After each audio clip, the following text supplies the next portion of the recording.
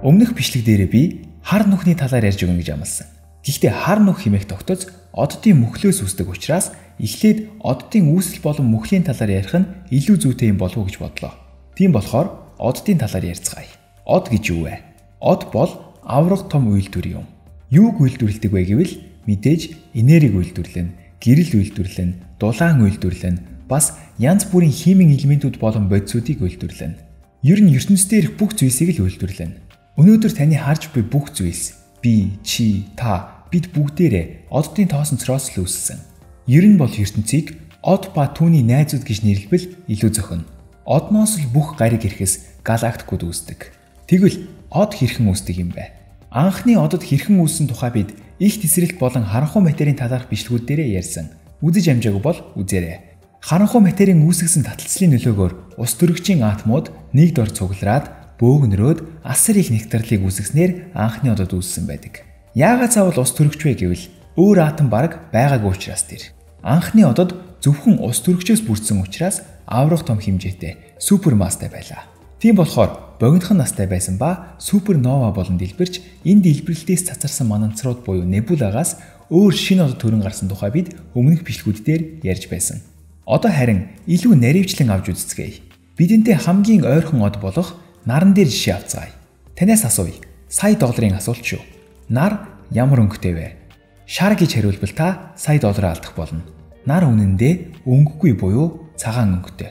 Тэгвэл дэлхий дээрээс бид яагаад нарыг шар, улбар эсвэл улаан өнгөтэй мэт хардаг юм бэ? Учир нь нар болон бидний хооронд нэг шүүлтүр бий. Атмосфер буюу агаар мандал. Нарнаас ирж буй гэрэл гэдэг нь өөрөө цахилгаан соронзон долгион. Хүн бидний нүд энэ долгионы тодорхой нэг хэсгийг л хүлээн авах чадвартай гэдгийг гэрэл гэж юу вэ гэсэн бичлэг дээрээ ярьсан. Тэгэхээр нарнаас ирж буй гэрлийг ямар өнгүүдэд хуваагддаг гэдгийг харахыг хүсвэл танд нэг призм хэрэгтэй. Эсвэл байгалийн призмийг ашигласан ч болно. Жишээ нь солонгыг. Усны тусламцрууд дээр хугарах нарны гэрлүүдийг. Тийм ээ. Солонгийн 7 өнгийг бид харж чадна. Гэхдээ энэ өнгөнүүдээс цэнхэр, ногоон, ягаан болон нил ягаан өнгөнүүд тэнгэр царинждаг учраас бид тэнгэрийг эдгээр өнгүүдээр хардаг юм. Харин үлдсэн шар, улбар болон улаан өнгүүдээр бид нарыг хардаг. Үүний тухай дэлгэрэнгүй мэдээллийг манай Facebook хуудсан дээрх тэнгэр яагаад цэнхэр өнгөтэй вэ гэсэн нийтлэл дээрээс уншиж болно. Нарны яг жинхэнэ өнгийг нь харахыг хүсвэл саран дээрээс эсвэл задгай сансраас юм уу олон улсын сансрын станцаас та нар руу харах юм бол сохорхоос өмнө түүний цагаахан туяаг харж амжина. Харин дараа нь та харамсалтай нь ахиж ямар ч туяаг харж чадахгүй. Гэхдээ сохорсон ч хамаагүй сансарт нисхийг хүсэх над шиг хүмүүс байгаа л байх. За тэр ч яахав. Тэгвэл одоо тэрбум долларын асуултыг асууя. Нар яаж ингэж зогсолтгүй гэрэл буюу цахилгаан соронзон долгион болон энергийг ялгаруулдаг юм бэ? Мэдээж танд өгөх тэрбум доллар надад байхгүй учраас асуултандаа би өөрөө хариулчихъя. Нар бол цөмийн реактор юм. Тийм үү. Тэгвэл цөмийн реактор гэж юу вэ? Цөмийн реактор бол атомуудын цөмд өрнөж буй гинжин урвалаас энерги гаргаж авдаг систем юм. Хоёр төрлийн цөмийн реактор байдаг. Цөмийн хуваагдлын болон цөмийн нэгдлийн. Цөмийн хуваагдлын реакторуудад хүнд атомуудыг илүү хөнгөн атомуудад хуваах урвалыг явуулдаг ба үүнээс ялгарах их хэмжээний энергийг бид өөрсдийн ашигт ажлын төлөө хэрэглэдэг. Бидний ашигт ажил гэдэг нь энэ энергиээр зэвсэг хийх байж болно. Эсвэл цахилгаан энерги рүү хувиргах байж болно. Атомын бөмбөг болон атомын цахилгаан станцуудын талаар тусдаа бичлэг хийх болохоор дараа ярив. Цөмийн нэгдлийн реактор нь харин хөнгөн атомуудыг хооронд нь нэгтгэхэд илүү хүнд атом гаргаж авах зарчмаар ажилладаг бөгөөд үүний үр дүнд цөмийн хуваагдлаас хэд дахин илүү бас цэвэр энерги гаргаж авах боломжтой. Иймэрхүү реакторын ажиллах зарчмын талаар хиймэл нар гэж юу вэ гэсэн бичлэг дээрээ ярьсан байгаа. Мэдээж цөмийн нэгдлийн реактораас энерги гаргаж авах нь нэлээд төвөгтэй учраас одоогийн байдлаар ашигтай ажиллаж буй цөмийн нэгдлийн реактор байхгүй. Ашигтай гэдэг нь реакторыг асаахад хэрэглэсэн энергиээсээ илүү үйлдвэрлэж чадаагүй гэсэн үг. Учир нь цөмийн нэгдлийн орлыг эхлүүлэхийн тулд асар өндөр температур болон даралтыг үүсгэх шаардлагатай. Мэдээж үүний үн өртгөнч бас өндөр байж таарна. Гэтэл үүнийг үн төлбөргүй хийдэг байгалийн цөмийн реактор бий. Энэ бол од юм. Гэхдээ од зөв зүгээр байжгаад гинт нэг цөмийн урвал хийгээд хийчихгүй. Мэдээж үүний тулд хангах ёстой шаардлагууд бий. Тэгвэл од болохын тулд ямар шаардлагуудыг хангах хэрэгтэй вэ? Гоё асуулт. Хэрвээ дэлхий дээр од болохыг хүсвэл нэг бол хэтэрхий авьяастай, нэг бол хитрхи тэнэг байхад хангалттай. Харин ертөнцийн од болохыг хүсвэл та асар их маастай байх хэрэгтэй. Мас бол ямарваа нэг одны хувь тавиланг шийдэх хамгийн чухал хүчин зүйл юм. Анхны оддыг хэрхэн үүснийг бид мэдэж байгаа. Авраг том маастай эдгээр одод тэр чинээгээр богино настай байсан бөгөөд суперновагаар дэлбэрээд өөрт байх бүхий л элементээ ертөнцөөр нэг цацсан ба мөн үүний үр дүнд небула буюу оддын мананцрыг үүсгэдэг. Харин энэ мананцрууд бол өөр шинэ оддын унтсан газар угаасан усан юм. Оддын хувьд их нялхсын төрөх имлэг гэж хэлж болно. Энэ хий болон мананцрууд нэгэнт л материас бүрдсэн учраас тэдэнд физикийн хөвлөд үйлчилж эхлэнэ. Заримыг нь бид ярьсан. Жишээлбэл таталцал болон цахилгаан соронзон хүч. Энэ хий мананцрууд өөрсдийн статик цахилгаан цэнэг болон таталцлын нөлөөгөөр хоорондоо бөөгнөрсөөр тодорхой хэмжээний массыг бүрдүүлж эхлэнэ. Гэхдээ энэ хий бөөгнөрөл од болохын тулд нилээдгүй массыг бүрдүүлэх шаардлагатай ба цөмийн нэгдлийн урвалыг явуулах чадвартай болох хэрэгтэй. Үүний тулд хүрэх ёстой массны доод хязгаар гэж бий. Хэрвээ энэ хязгаарт хүрэх массгүй бол од болж чадалгүй жирийн нэг хийн гариг болж хувирна. Жишээлбэл Бархас байд гариг шиг. Бархас байд гариг 4 тэрбум жилийн өмнө хүрэн одой од байсан юм.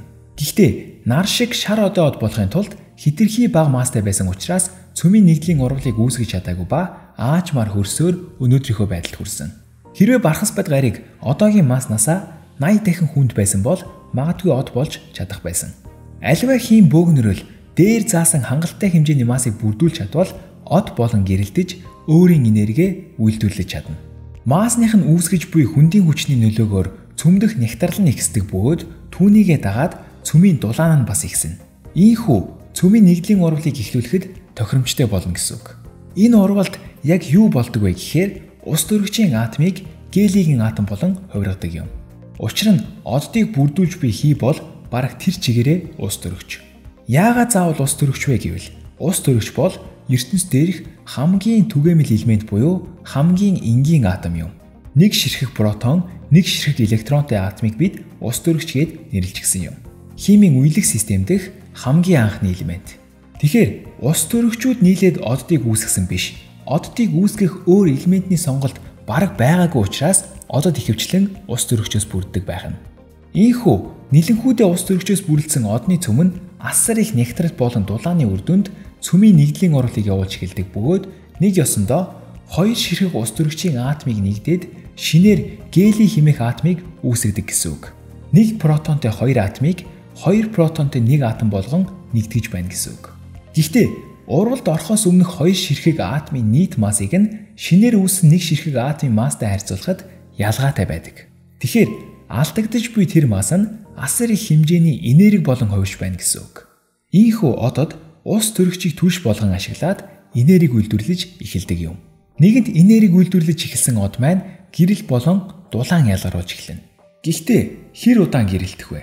Дээр хэлсэнчлэн аливаа одны хувь тавилан нь түүний масстай нь шууд хамааралтай. Өөрөөр хэлбэл масс ихтэй бол богино наслаж, масс багатай бол илүү удаан амьдрна гэсэн үг. Тэгвэл яагаад? Дээр хэлсэнчлэн таталцал болон хүндийн хүчний нөлөөгөөр одод анх үүсдэг гэсэн. Мөн л таталцлын нөлөөгөөр оддын цөмд нэгдэх урвал явагддаг. Гэтэл ахиад л таталцлын нөлөөгөөр одод мөхдөг. Тийм ээ. Түүнийг үүсгэсэн хүндийн хүч нь түүнийг буцаагаад устгах тавилантай байдаг. Хэрвээ тэр од хангалттай хэмжээний хүнд бол.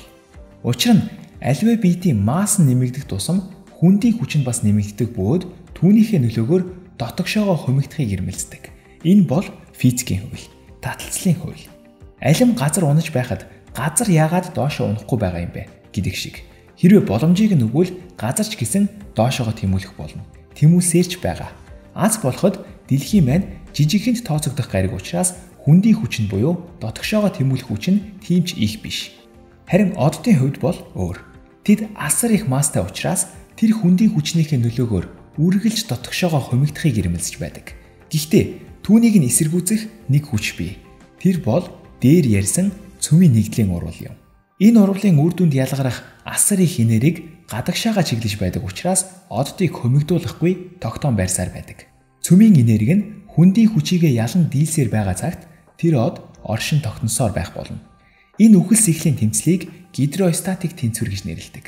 Гидростатик тэнцвэр бол оддын амьд явах нас нь юм. хэр удаан тэнцвэртэй байна, тэр чинээгээрээ урт наслана гэсэн үг. Манай нар 4.5 тэрбум жилийн турш энэ тэнцвэрээ хадгалсаар байгаа. Мөн цаашид ч яг ижил хугацааны турш энэ тэнцвэрээ хадгалсаар байх болно. Гэхдээ хүндийн хүч бол мөнхийн, харин цөмийн нэгдэх урвал бол мөнх биш. Энэ тэнцвэр алдагдсан тохиолдолд одод мөхлийн зам руугаа уруудах болно. Дараагийн дугаар дээрээ оддын мөхлийн тухай ярилцгаая. Тэднийг ямар хувь тавилан хүлээж байгаа вэ? Энэ бичлэгээрээ бид оддыг хэрхэн үүсдэхийг, бас хэрхэн аж төрдгийг багж гисэн мэдэж авлаа. Уудам орчинд хөвөх тоос мананцруудаас хангалттай массыг цуглуулж чадсан нь од болон гэрэлтдэг юм байна. Чадаагүй нь харин олдсон хідэн массаараа гариг болон хувирч одоо тойрон иргэдэг юм байна. Бүр зарим нь үлдэгдлийг нь цуглуулад гаригийнхаа дагуул болдог юм байна гэдгийг өмнөх бичлэгүүд дээр бас мэдж авсан. Харин та уудам энэ орчлонд яг юу хийж явна вэ? Хангалттай жинг бүрдүүлээд од болон гэрэлтэж, бусдыг бас гэрэлтүүлж, дулаацуулж чадаж байна уу? Эсвэл ард нь үлдсэн хідэн массыг цуглуулад өөрөөсөө том одны тойрог замд нь ороод түүнийг дагаад эргэж байна уу? Эсвэл магадгүй өөр дээрээ амьдрал хэмээх гайхамшигыг үүсгээд хорвоод хосгүй онцгой мэд бардам сууж байна уу? ертөнц харанхуй бөгөөд хүйтэн, ялангуяа Монгол бүр илүү харанхуй бөгөөд хүйтэн. Гэрэл болон дулааны их үсвэр зайлшгүй хэрэгтэй. Гэж юу вэ багийнхан гэрэл гаргахыг хэрэндээ л хийж байна. Гэхдээ цөмийн нэгдлийн урвалыг явуулахын тулд хангалттай хэмжээний массыг бүрдүүлэх хэрэгтэй байна. Таны дэмжлэгийг хүлээж бай. Хамт байгаарай.